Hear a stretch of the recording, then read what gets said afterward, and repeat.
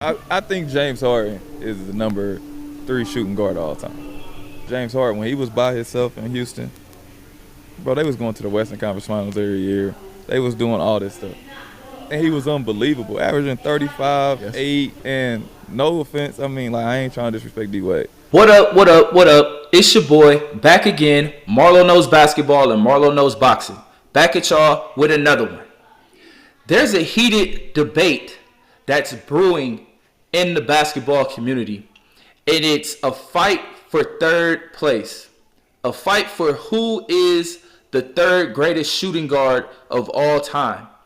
I mean, of course, everybody knows it's solidified. The number one spot, obviously, is Michael Jordan. The number 2 spot, obviously, is Kobe Bryant. And until recently, I thought that the number 3 spot was solidified as well, with D Wade being the third greatest shooting guard. I thought that was just common knowledge. But there is some pushback being given. A lot of people are trying to push James Harden over Dwyane Wade. And I think it's very disrespectful, to be honest. A lot of people will point to the fact that, well, James Harden has an MVP. Dwyane Wade doesn't. To me, that MVP that he has over Dwyane Wade is canceled out because Dwyane Wade has a finals MVP. And you know what a finals MVP comes with that a regular season MVP doesn't? A very shiny ring and a very shiny Larry O'Brien trophy. Something that James Harden hasn't sniffed and isn't going to sniff the rest of his career. People then might point to James Harden's historical season when he averaged 36 points a game in 2019. And it was very historical. No one has averaged 36 points or more since until James Harden did it in 2019. No one had done that since Michael Jordan did it. And I believe 88 or 89. So yeah, that's a great feat to accomplish something like that and do something that no one has done in 30 years. That's crazy. That's a great accomplishment. But you got to put it in the context. When James Harden averaged that 36 points, the league average for teams in the NBA that year was 111. 111 points per game was the league average. Unlike when Dwyane Wade averaged his 30 points a game for a season in 2009. The league average for teams during that season was only 100 points per game. So what's more impressive? To average 36 when the league average is 111 points, or to average 30 points when the league average is only 100 points? I say it's about equal. But if you want to give James Harden the edge on offense, I mean, I'll accept that. You know, if you want to say James Harden is an 8 or 9 on offense and Dwyane Wade is a 7 or 8, I disagree because I think Dwyane Wade is also an 8 or 9 at his best. But the true separator, one of the true separators, is on the defensive end of the ball. Dwyane Wade was elite on defense. If you're going to measure it from 1 out of 10, Dwyane Wade is at least a 7 or 8 on defense. At least. James Harden is a 1 or a 2. And that's kind of being generous. Dwyane Wade was a monster. Probably the best rim protecting guard in NBA history. Meanwhile, James Harden at his prime has some of the most head scratching, Three Stooges-esque defensive plays that I've ever seen in my life. Sometimes I watch James Harden's defensive highlights just to laugh. He was so bad on defense. And it's like he wasn't even trying. He doesn't even try on defense. Like he doesn't even try. And it's like watching a comedy special how bad he was on defense. And aside from D Wade's defense, another huge separator between these two players is when it comes to playoff basketball. Dwyane Wade gives you the same production in the playoffs that he does in the regular season. A lot of seasons he'll step it up and give you more during the playoffs than he did during the regular season. He averaged 22 points per game for his career during the regular season. And in the playoffs, he averaged a little bit more than 22 points a game.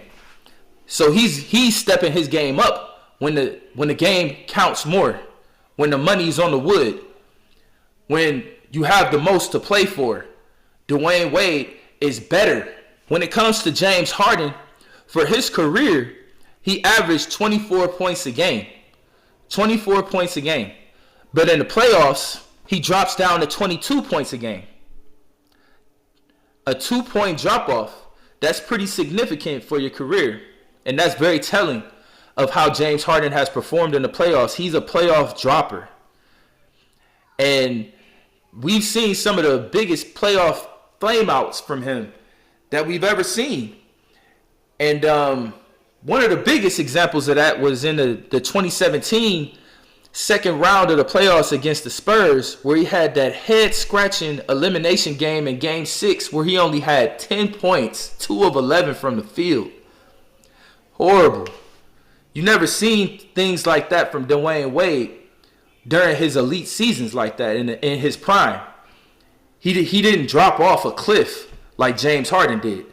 But when you really break down their games, there are a couple of things that James Harden does better than Dwyane Wade. And that's passing. He's a better passer. And he's a better three-point shooter by default.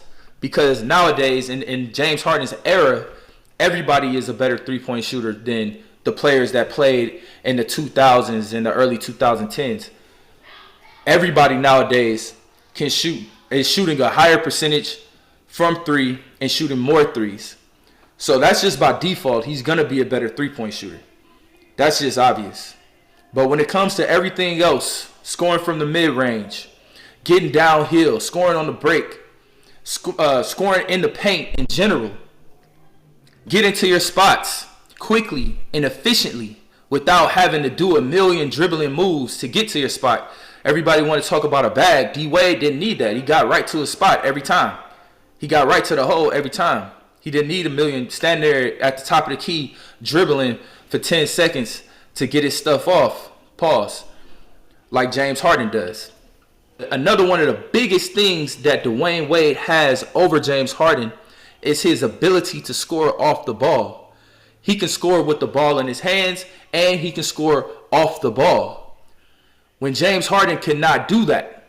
And this is one of the biggest reasons why James Harden never will and never has won a championship, because he's very limited in how he can affect the game. He has to have the ball in his hands, stand at the top of the key and dribble for 15 seconds. And that's why him and Chris Paul should have won a championship together. They should have won a championship, or they should have at least made it to the finals. If you standing at the top of the key dribbling for 15 seconds, waiting to do your step back, you're not being a quintessential shooting guard that can score without the ball in his hands, that can be effective and affect the game without always having to have the peel.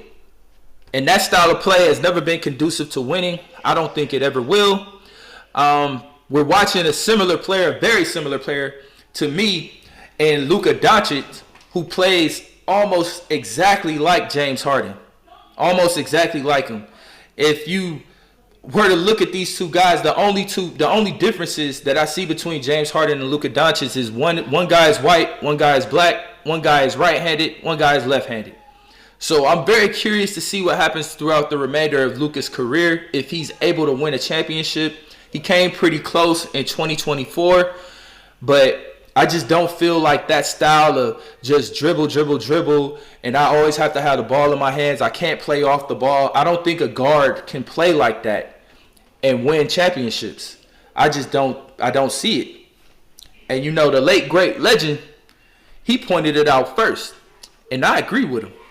James Harden, of course, crazy streak this season. What do you think of what he's doing right now? I think I'm not a fan of in terms of winning championships. I don't think that style is ever going to win championships. But at the same time, you have to keep your team's head above water to win games. So you have to do what you have to do to win games, and he's doing that, right? Now, I think... So are you saying you don't think James Harden and the Rockets, as constructed, can win a title? Not with this style of play, it won't win, right? With one player dominating the ball. Now when you have Chris Paul come back and you have more more movement. But he can't You play all off the can ball. move guys around where you're harder to find. And Chris Now Paul's that's back, but something you that's- mean more in the Yeah, because listen, yeah. if you take one player, you put him at the top of the key, or you put him on the wing, and you're running screen rolls, you're always in front of the defense. The defense can key on that, particularly in the playoffs. And that's easy easy to to guard. defend. Yeah. It's easy to defend. Now, what he's